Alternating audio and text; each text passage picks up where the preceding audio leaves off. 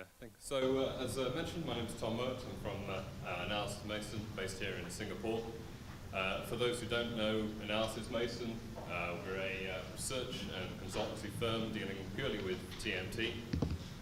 We've been in business for around 25 years, from sort of around the time of Mike.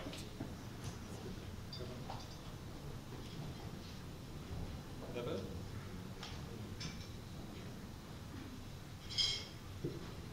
Okay, better? All right. I think so. Okay. Can everybody hear me? That's the most important thing. Anybody not hear me? Slightly ironic question, I'm aware. I'll speak up. So we've been in business for around 25 years, since around the time of the first privatizations of telecoms firms in Europe. We are split broadly 3/4, 1/4 between our consulting work and research work. You've seen a lot of sort of traditional consultancy from us, everything from strategy to operations. And our research, which is the main part of what I do, covers everything from consumer services to enterprise networks, right down to software. So we think we have a very holistic view of the telecoms market. And just to give an idea of whereabouts we're based, we have offices all over the world. So what I'm actually here to talk about today is data-driven innovation.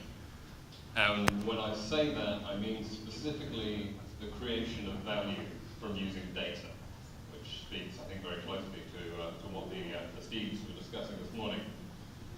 This is obviously becoming an important area of interest for businesses and policymakers all over the world.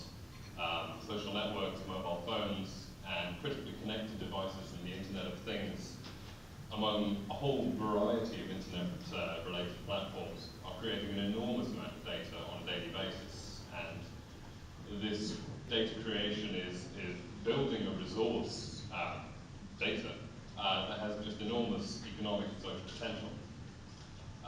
As with all emerging segments, though I can hopefully show, emerging is kind of a loose term here. There's a need for a lot greater understanding. So some of the work we're looking at the moment is developing a framework, taxonomy, to study and understand its role in the broader economy. We need to understand the economic value of DDI to help us make better informed decisions from everything from investment to policy.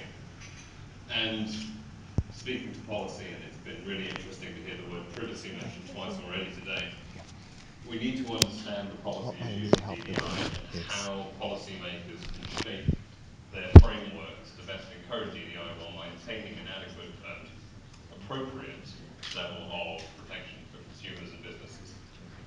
I think it's especially apt that we're talking about this in Singapore, as Singapore's a fascinating case study for the market. Obviously, it's a small, hyper-connected city. The development of things like the Pro network from the IDA are going to open up a whole new interesting range of business cases, and the research we've done so far has revealed a market really rich with innovative startups.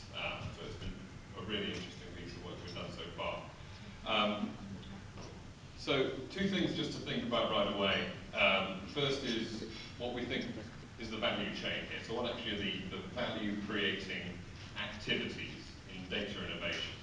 So collection, storage, combination and repurposing, analysis and end use. I think these are, when we're thinking about value and we're thinking about policy, we have to think about, well, what actually are you doing with your data at different points?